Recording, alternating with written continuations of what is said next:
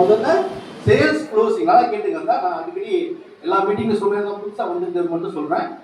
Sales க்ளோசிங்கிறதும் sales closing எப்போ நடக்கும் அப்படின்னா அவர் சைட்டுக்குள்ள வந்தாதான் சேல்ஸ் க்ளோசிங் நடக்கும். அது சேல்ஸ் நல்லா புரிஞ்சுக்கணும். அது சேல்ஸ். நம்மளுடைய வம்சம் ப்ராப்பர்ட்டியில ரியல் எஸ்டேட் பிசினஸ்ல சேல்ஸ் இருக்கானா இருக்கு. அது எங்க நடக்கும்னா நம்மளுடைய சைட் எங்க இருக்கு? ட்ரீம் கேஸ்டல் இருக்கு, தாய்வரா இருக்கு. நம்ம சைட்டுக்குள்ள அவர் வந்துடுறாரு அப்படின்னா அங்கே சேல்ஸ் க்ளோசிங் நடக்கும். ரைட்டுங்களா? இந்த சேல்ஸ் க்ளோசிங் பண்றதுக்கு முன்னாடி என்னென்ன செய்யணும்ன்ற விஷயம் இருக்குல்ல, நான் புரியுதுங்களா சார்? நான் சேல்ஸுக்கும் மார்க்கெட்டிங்கும் உள்ள வித்தியாசம் நீங்க யார் கேட்ட சேல்ஸ் க்ளோசிங்? சேல்ஸுக்கும் மார்க்கெட்டிங்கும் வித்தியாசம் இருக்கு.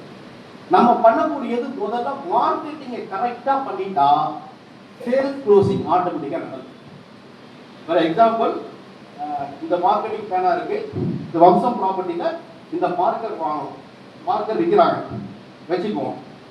இந்த இடம் இதான் அட்ரஸ், வாசல் ஐக்கிய பக்கத்தில் அட்ரஸ். இங்க ஒருத்தர் மார்க்கர் வாங்க வந்துடுறாரு, ஒரு மார்க்கர் வாங்கணும் வந்துடுறாரு. வந்தவர்கிட்ட இந்த மார்க்கர் இருக்கு, பிளாக் இருக்கு, ரெட்டு ப்ளூ இருக்கு, எது வேணாலும் சொல்லி நான் சேல்ஸ் பண்ணிடுவேன். ஏன்னா நான் மார்க்கர் வாங்கிறதுக்கு வந்துட்டேன். எங்க வந்துட்டேன்?